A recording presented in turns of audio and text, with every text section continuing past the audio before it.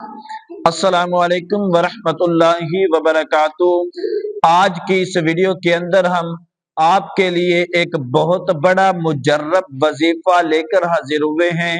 حضرات محترم، جو میرے بھائی، میرے دوست، میرے بزرگ دل کے مریض ہیں، ان کے لیے یہ وظیفہ ہے، یہ بہت بڑا وظیفہ ہے۔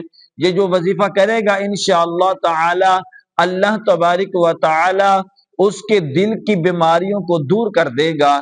یہ وظیفہ آپ نے اس طرح کرنا ہے، آپ نے ایک سیب لے لینا ہے، ایک سیب لے کر آپ نے اپنے پاس رکھ کر ایک مرتبہ سورۃ یاسین شریف اول آخر درود پاک کے ساتھ پڑھ کر آپ نے اس سیب پر پھونک مار دینی ہے۔